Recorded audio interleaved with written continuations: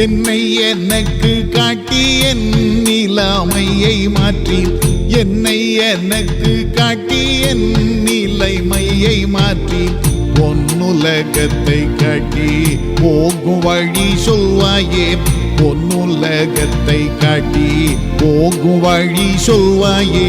வேத புத்தகமே வேத புத்தகமே வேத புத்தகமே விலை பெற்ற செல்வோ நீயே.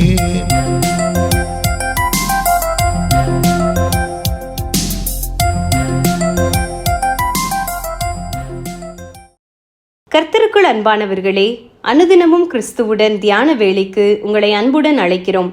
இன்றைய தியானத்திற்கான வேத வாசிப்பு எபிரேயர் 11ஆம் அதிகாரம் வசனங்கள் 36 முதல் 38 வரை, ரோமர் 8ஆம் அதிகாரம் வசனங்கள் 35 முதல் 39 வரை. தியானத்திற்கான தலைப்பு இன்பம் தரும் துன்பம். நீதி நிமித்தம் துன்பப்படுகிறவர்கள் பாக்கியவான்கள், அவர்கள் தேவனுடைய புத்திரர் எனப்படுவார்கள். மத்தேயு 5:10. துன்பம் துயரம் இந்த உலக வாழ்வில் தவிர்க்க முடியாதவை. ஆனால் அந்த துன்பத்துக்கு காரணம் என்ன? நமது தவறுகளும் நமக்கு துன்பத்தை தரலாம், அல்லது சில உலக நடப்புகளும் நமக்கு துன்பத்தை தரலாம்.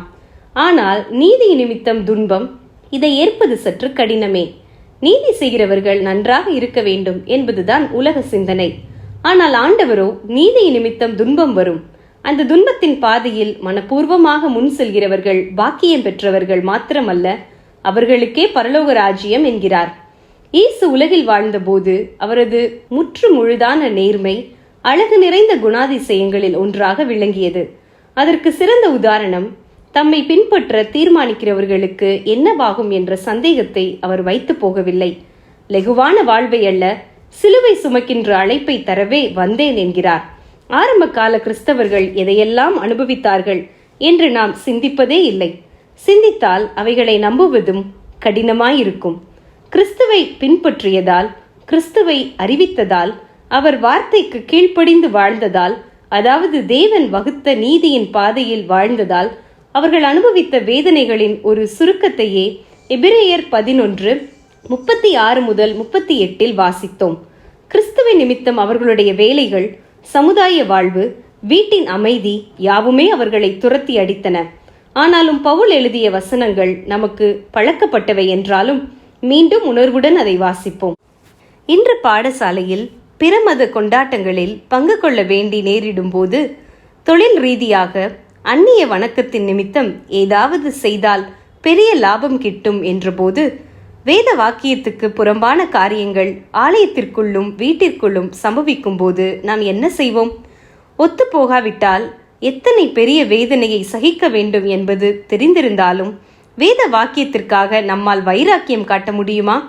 யோவான் கண்ட தரிசனத்திலே வெள்ளை அங்கி தரித்த ஒரு கூட்டத்தார் சிங்காசனத்திற்கு முன்பாகவும் ஆட்டுக்குட்டியானவருக்கு முன்பாகவும் நின்று துதித்தார்கள்.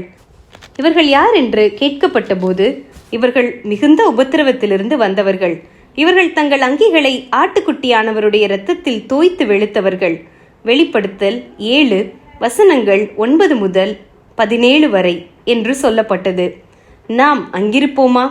ஜெபம் செய்வோமா? அன்பின் ஆண்டவரே, நாங்கள் நன்மை செய்து நீதி நிமித்தம் பாடுபடும் போது உபத்திரவங்கள் நேரிட்டாலும் உத்தமத்திலே நிலைத்திருக்க கிருபை தாரும். ஆமேன்.